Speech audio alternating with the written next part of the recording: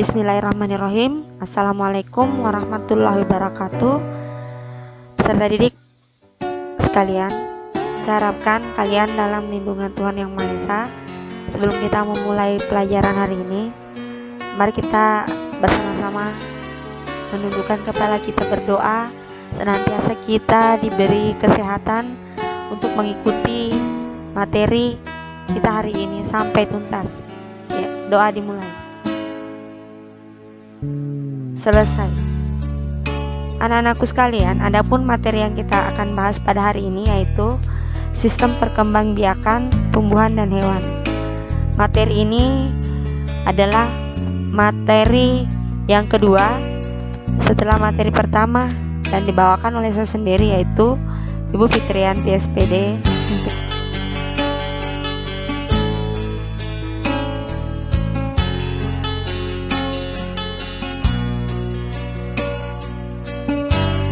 Anak-anakku sekalian, adapun kompetensi dasar yang akan kita capai pada materi ini yaitu menganalisis sistem perkembangbiakan pada tumbuhan dan hewan serta bagaimana penerapan perkembangbiakan tersebut dalam teknologi pada sistem reproduksi tumbuhan dan hewan. Kompetensi dasar yang kedua yaitu menyajikan karya hasil perkembangbiakan pada tumbuhan.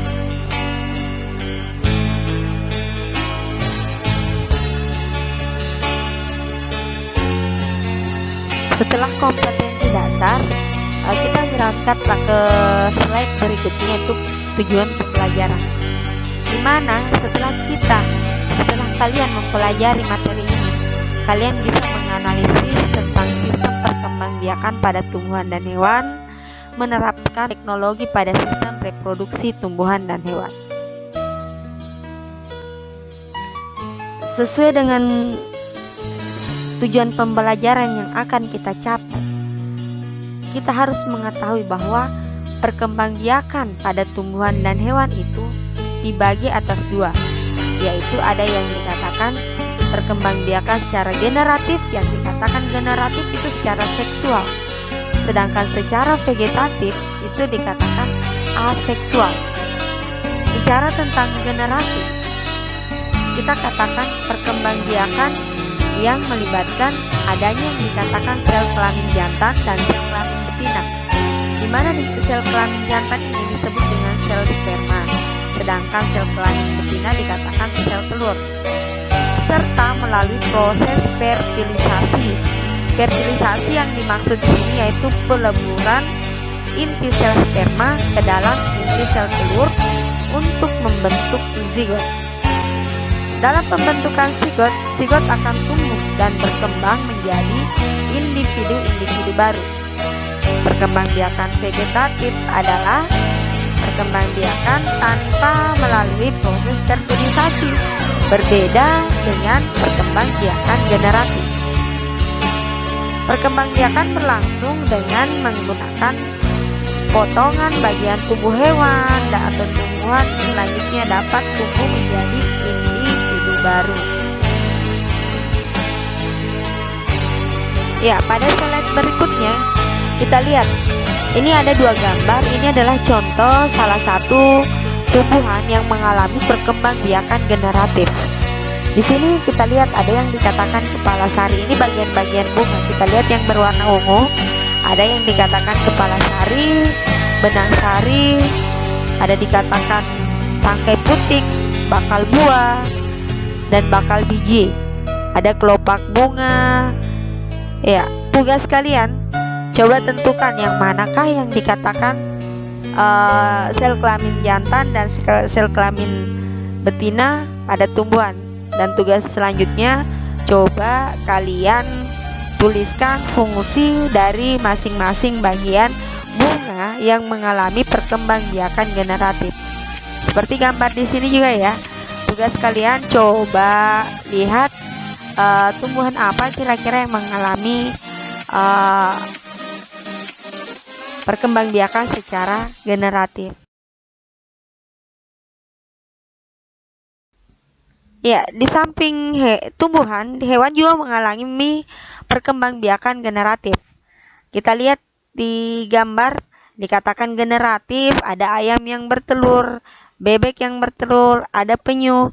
Ini mengalami perkembangbiakan generatif karena melalui peleburan antara sel sperma dan sel telur.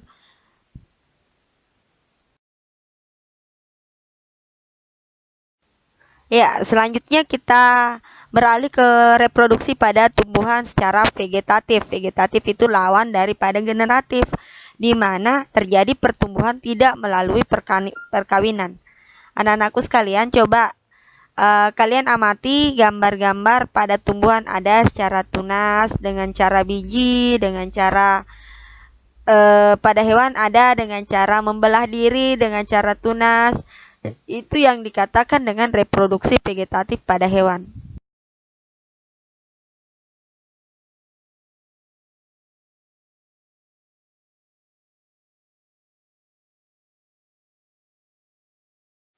Ya, yang terakhir kita lihat adapun penerapan teknologi dalam tumbuhan dan hewan dalam kehidupan sehari-hari, yaitu ada yang dikatakan hidroponik, ada dengan cara kultur jaringan, dengan cara cloning, dan ada dengan cara transminasi buatan.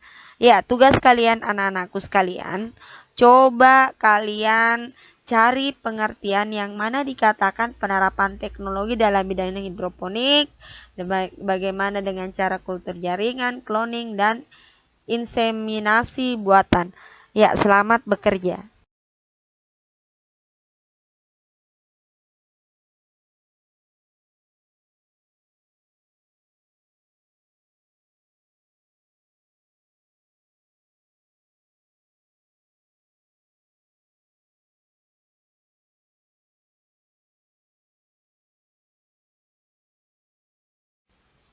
Terima kasih atas perhatian kalian semua. Silakan dikerjakan tugasnya dan dikumpul melalui website yang Ibu kirim di pembelajaran online. Terima kasih. Wassalamualaikum warahmatullahi wabarakatuh.